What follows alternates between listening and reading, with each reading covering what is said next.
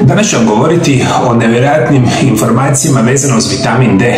Da li je 10.000 internacionalnih jedinica dnevno vitamin D nešto previše ili zapravo ovo prijeko potrebno? Govorit ćemo koji su posljedice nedostatka vitamina D, kako se on najidealnije uzima i čak ću na kraju emisije dati moju specijalnu preporuku suplementacije i uzimanja tijekom jednog dana vitamina D da bi imali, naravno uz suplemente, imali idealnu koncentraciju vitamina D u vašemu tijelu.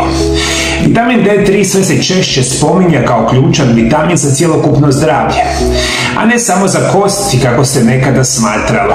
Iako se tradicionalno povezuje sa regulacijom kalcija i zdravljem kostiju, novija znanstvena istraživanja otkrivaju da ima mnogo širu i važniju ulogu, uključujući imunitet, mentalno zdravlje, zaštitu od autoimunih bolesti, regulaciju stotina gena. Usprkos sve većem dokaza o njegovoj važnosti, mnogi su ljudi i dalje zabrinuti kad se govori o visokim dozama, osobito kada se spominje brojka od 10.000 internacionalnih jedinica dnevno. I postavlja se pitanje zapravo da li je ta doza 10.000 internacionalnih jedinica prekomjerna, specijalno što se nama redovito preporučuje otprilike 600 do 800 internacionalnih jedinica, to su nekakve standardne preporučene dnevne doze za svaki dan.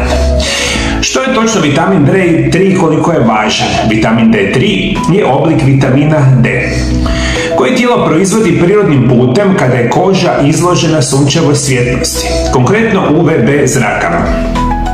No zbog današnjeg načina života, boravka u zatvorenim prostorima, korištenja zaštitnih krema, nošenja odjeće koje pokriva tijelo i boravka u geografskim područjima sa malo sunca, velik broj ljudi ne proizvodi dovoljno vitamina D prirodnim putem. A kada razmišljamo o vitaminu D, njegova glavna uloga je u apsorpciji kalcija i fosfora, čime čuva kosti i zube, podržava funkciju imunološkog sustava, regulira hormone i raspoloženje, povezuje se s manjim rizikom od depresije, igra ulogu u regulaciji krvnog tlaka, povezuje se s manjim rizikom od raka, dijabetesa tipa 2, kardiovaskularne bolesti, autoimunisti i puno toga.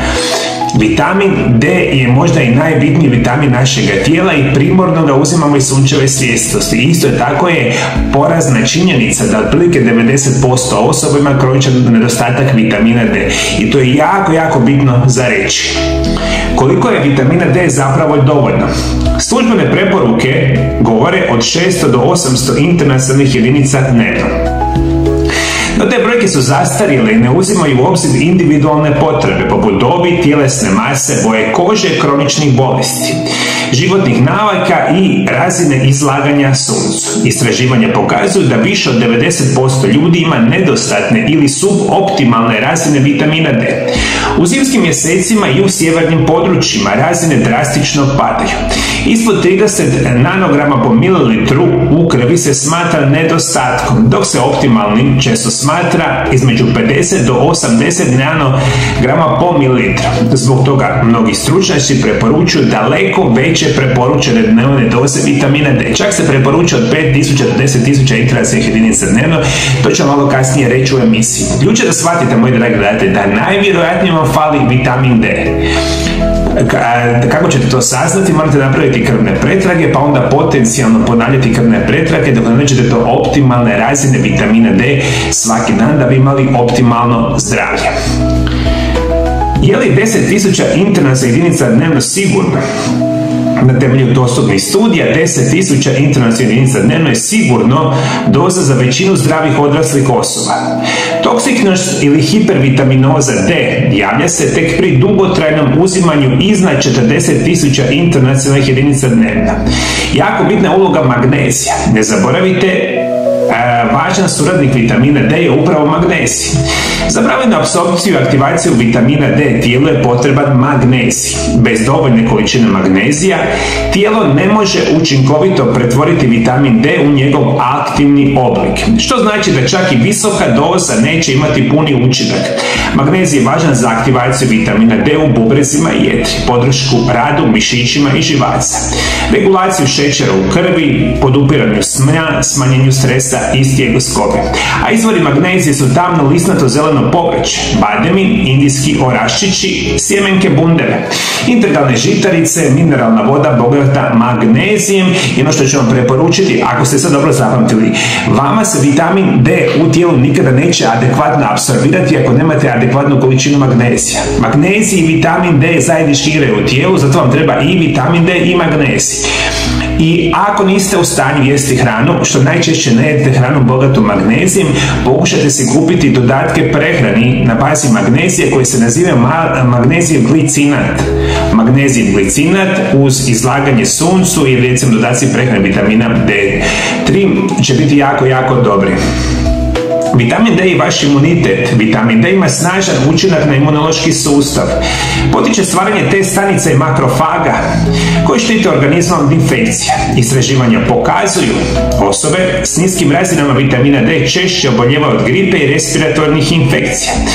Vitamin D smanjuje razinu upalnih citokina koji su često povišeni kod autoimunih bolesti. Dodaci vitamina D povezani su s manjim rizikom autoimunih bolesti, multiple skleroze, reumatoidne artritisa, psorijaze, dijabetesa tipa 1 i puno toga. I kada vi nemate vitamin D u vašem tijelu, mnogi pokazatelji upućuju da možda vam kronično nedostaje vitamin D. I to kad se događa dugog niza godina, u jako velikom ste riziku od bolesnih zglobova, moji dragi gledatelji, od bolesnih kosti, osteoporoze, osteopenije, u riziku ste od invaliditeta nakon pada, specijalno osobe nakon 50. godine života, specijalno žene. Osteoporoza je vodeći uzrok invaliditeta u cijelome svijetu. Isto tako vodite računa da ćete biti kronično umorni, loše raspoloženi. Imat ćete povećan rizik od infekcija, povišeni visoki krvni tlak, inzulinska rezistencija, metabolički sindrom, povećani rizik od određenih vrsta raka, debelog crijeva i same dojke. Poanta je za današnju emisiju da shvatite da veliki broj osoba ima upravo ovaj kroničan nedostatak vitamina D. To se može potvrditi krvnim pretragama i bitno je da shvatite kada imate kroničan nedostatak vitamina D3 da vama i 5 i 10 tisuća internacionalne jedinice će itekako biti potrebno. Trebate li uzimati 10 tisuća internacionalnih jedinica dnevno? To se posebno odnosi na osobe ako rijetko izlazite na sunce. Živite u području sa malo sunčeve svjetlosti, posebno zimi.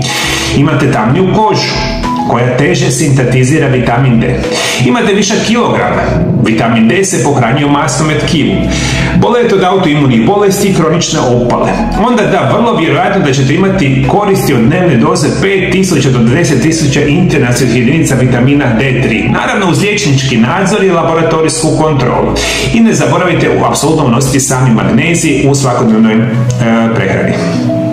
Dodacima prehrani. Ajde, za kraj emisije htio dati jednu jednostavnu proceduru kada se ne izlažete suncu, kada ne jedete hranu bogatu vitaminom D ili ne znam magnezijem, kako bi vi to trebali uzimati da na jednom danu imate adekvatnu količinu i preporučenu dnevnu dozu vitamina D. Plan suplementacije vitamina D3 plus određena podrška. Cilj je povećati i održati optimalnu razinu vitamina D od 50 do 80 nanograma po mililitru, podržati imunitet, kosti, raspoloženje i prevenciju kroničnih bolesti. Ujutro nakon doručka uzmete dodatak prehrani vitamina D3 od 5000 do 10.000 internacionalnih jedinica. Uzimati uz obrok koji sadrži masnoće, na primjer jaja, avokado, maslinovo ulje za bolju apsorpciju.